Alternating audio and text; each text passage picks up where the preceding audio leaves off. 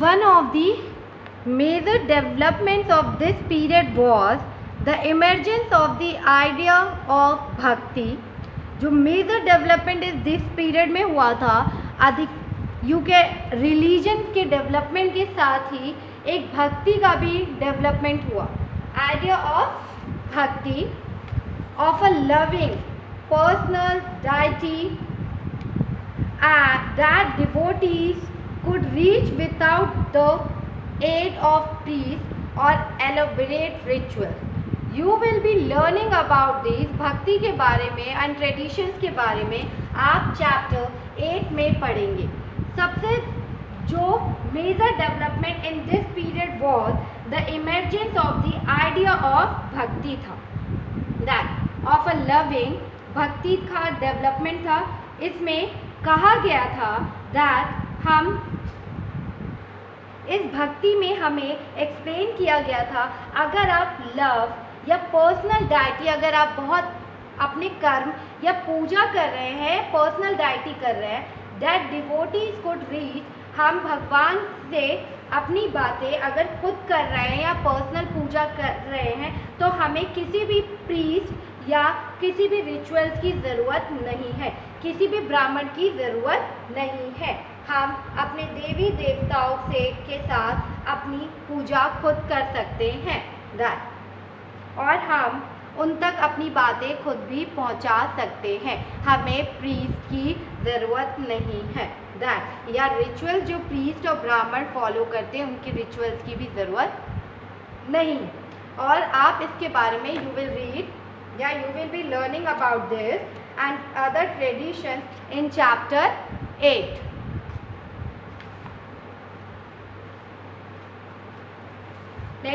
This was also the period when new religions appeared in the subcontinent. This was, इस period में first religion का development हुआ, ब्राह्मणों का, priest का, कुछ rulers का, second idol of bhakti, and third is the new religions भी डेवलप किया गया. इस न्यू रिलीजन्स भी अपीयर्ड हुए. Merchants and migrants first brought the teaching of the holy Quran. Merchants and जो माइग्रेंट्स थे first brought the teachings of the holy Quran to India in the 7th century. जितने भी merchants थे, जो व्यापारी थे, जो माइग्रेंट्स थे, migrants means one place to another place move करना, वो सबसे पहले भारत में होली कुरान लेकर आए in 7th century. Muslims regard the Quran as their holy book. जो मुसलमान थे, जो मुस्लिम्स थे, वो होली कुरान को, वो कुरान को अपनी होली बुक मानते थे, होली बुक, धर्म ग्रंथ मानते थे, that's what, and accepted the sovereignty of the one God.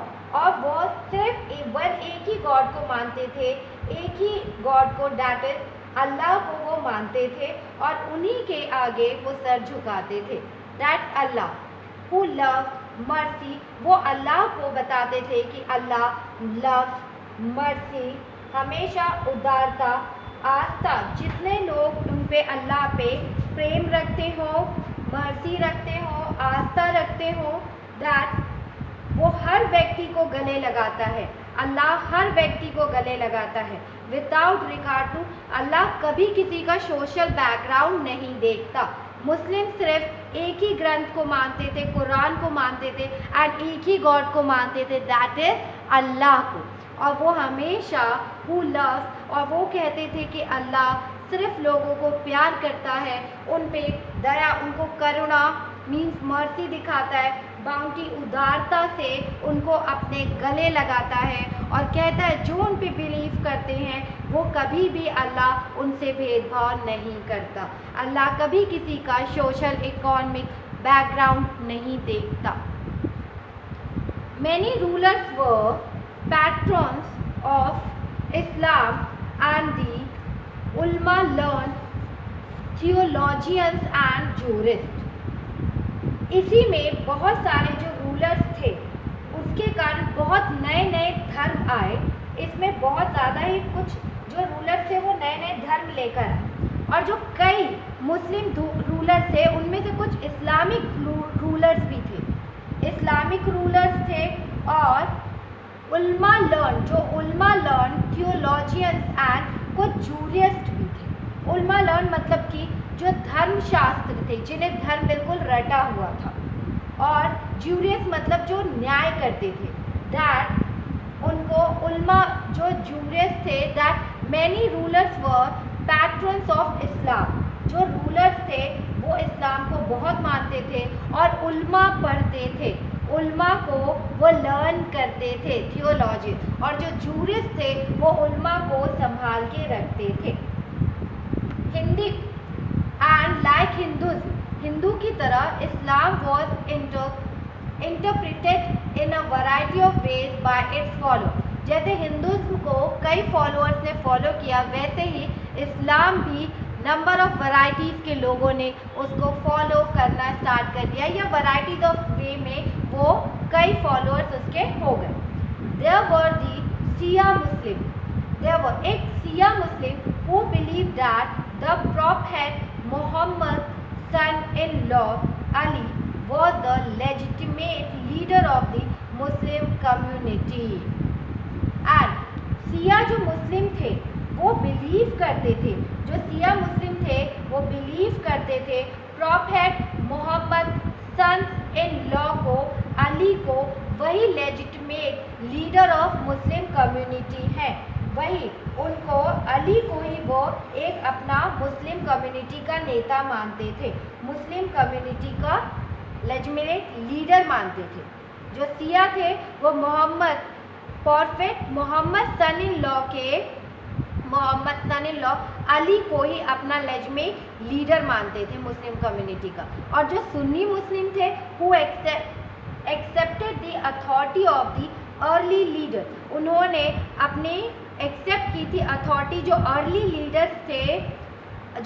Leaders थे उनकी कम्युनिटी को उन्होंने एक्सेप्ट किया था, खलीफा कम्युनिटी को उन्होंने एक्सेप्ट किया था, एंड द सक्सीडिंग खलीफा, और जो खलीफा थे उनकी जो कम्युनिटीज़ थी वो बहुत ही अर्लियर से चली आ रही थी, दैट सुन्नी खलीफा को मानते थे, और जो शिया थे वो मोहम्मद सन इन लॉ के अली को अपना लीडर मानते थे।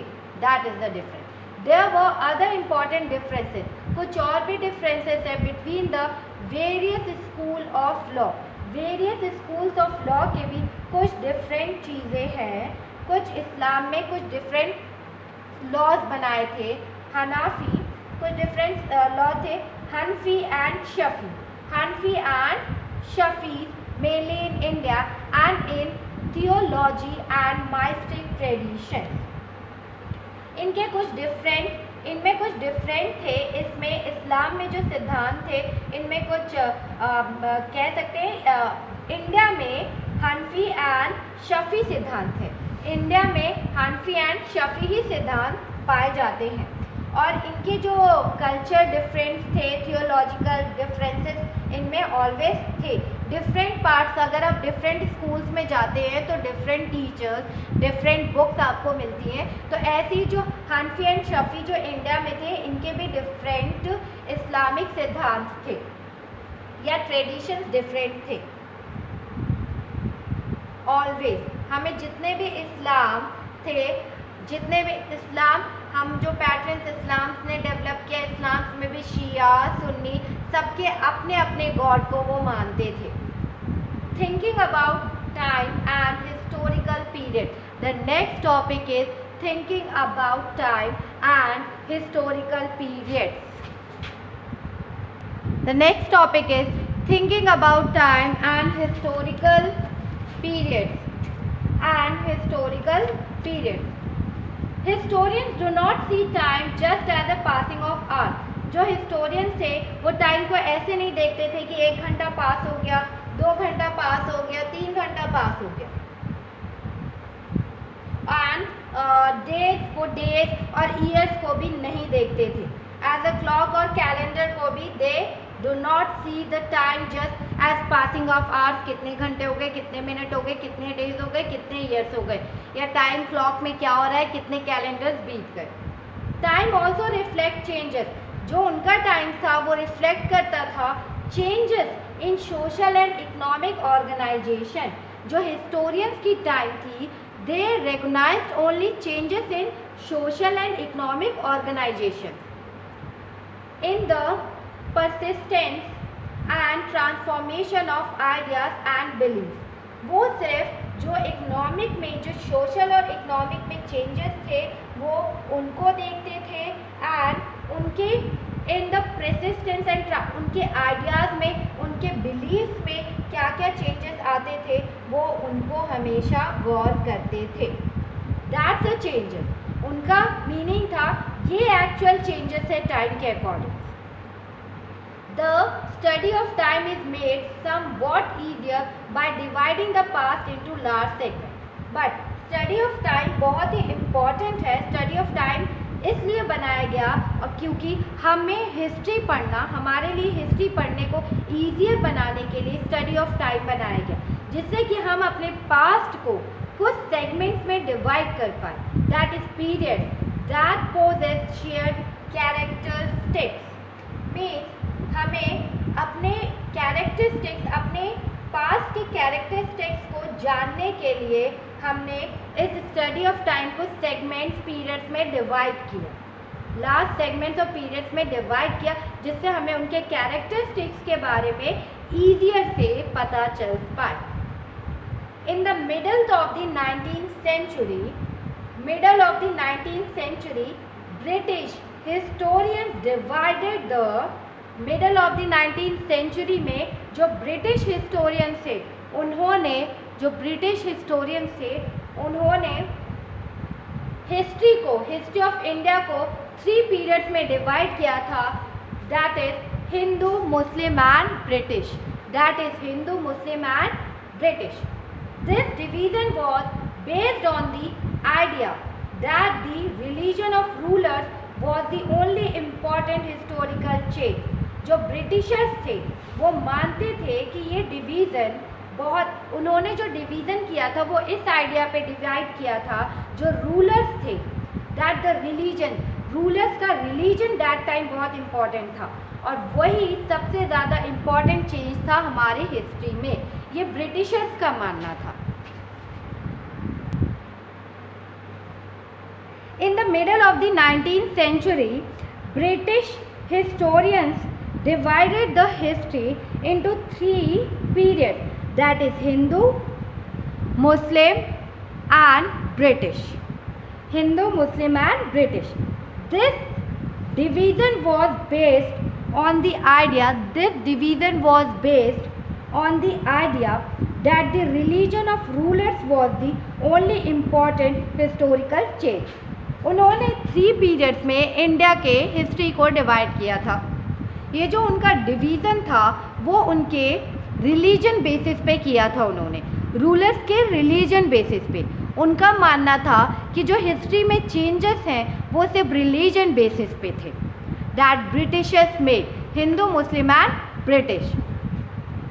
बट और उनका ये मानना था जो अदर डेवलपमेंट्स हैं वो इम्पॉर्टेंट नहीं थे, जो अदर चेंजेस थे वो उनके लिए इम्पॉर्टेंट नहीं थे। ओनली रिलीजन्स इम्पॉर्टेंट था ब्रिटिशर्स के लिए। Only religions of Hindu, religions of Muslim and religions of British important था उनके लिए। एंड इकोनॉमीज में डेवलपमेंट, सोसाइटी में डेवलपमेंट, कल्चर्स में डेवलपमेंट, उनके लिए कोई डेवलपमेंट नहीं था। And they ignored the rich diversity also. They ignored the rich diversity of the subcontinent. उन्होंने रिच डाइवर्सिटी को भी इग्नोर कर दिया था सब कॉन्टिनेंट्स के। Few historians follow this periodization today. कुछ हिस्टोरियंस हैं जो अभी भी इस पीरियड में इसको फॉलो कर रहे हैं।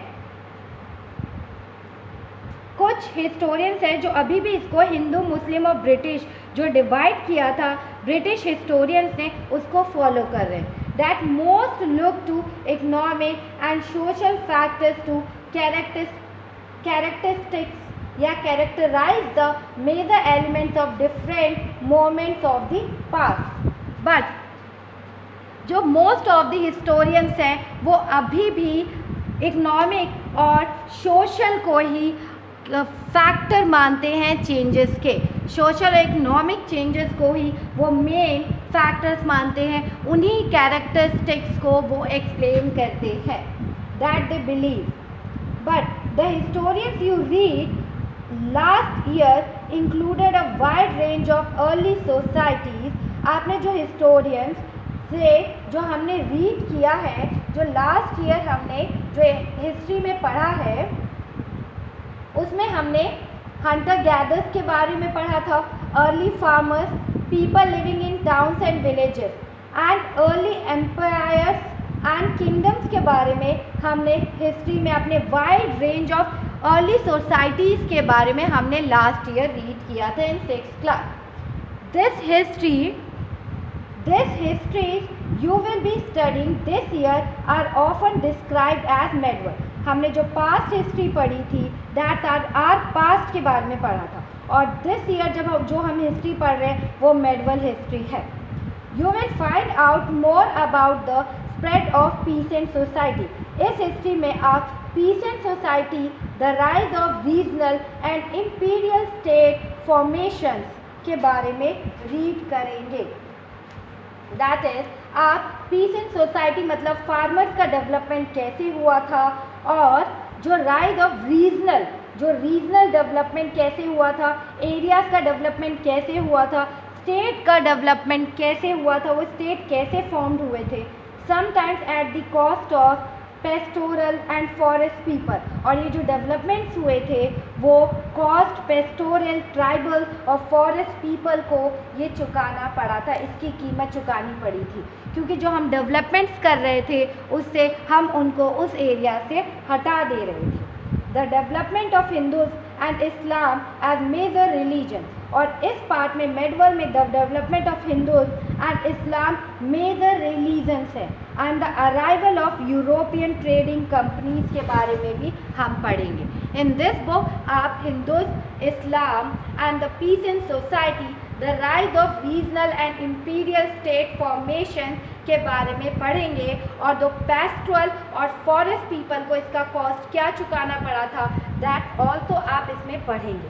और most important thing, arrival of European trading companies के बारे में आप रीड करेंगे. These 1000 years of Indian history, these 1000 years of Indian history witness considerable change. Indian history में ये जो 1000 ईयर्स में बहुत सारे कंसिडरेबल चेंजेस हुए हैं. That is after all the 16th and 18th centuries were quite different from the 8th or the 11th century. After all 16th और 18th century quite different है 8th and 11th century से. And therefore describing the entire period as one historical unit is not without its problem. आप किसी भी historical या entire period को पढ़ रहे हैं और उसमें कुछ हिस्टोरिकल प्रॉब्लम्स ना हो, it is not describing the entire, it is not possible.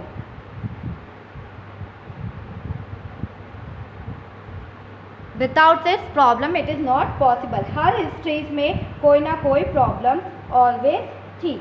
Moreover, the medieval period is often contrasted with the modern period. जो medieval period है वो हमेशा contrast में रहा है modern period के. हमेशा दोनों के बीच में हम compare करते हुए आ रहे हैं. Modernity carries with it a sense of material progress. Modernity means it carries material progress and intellectual development, intellectual advancement. Materiality, modernity means क्या होता है कि material का progress हुआ, intellectual advancement हुई या development of the areas हुआ. Intellectual बौद्धिक प्रगति हुई, या you can say this seems to suggest, ये एक सजेशन देता है that the medieval period was lacking in any change whatsoever, but of course we know this was not the case. इससे हम एक चीज़ का सजेशन ये देता है, जो मेडिवल पीरियड था that the medieval period was lacking of any change. Medieval period में कई चेंजेस में लैक हुआ है, उसमें काफ़ी चेंजेस नहीं हुए हैं, but of course we know this was not the case, लेकिन हम पे पता है कि ऐसा नहीं था। कहने के लिए तो हम कह सकते हैं कि मेडिवल पीरियड्स में कुछ चेंजेस नहीं हुए, but we read in first chapter new terminologies आई थी, बहुत सारे चेंजेस हुए थे, राजपूत ग्रुप्स ऑफ पीपल्स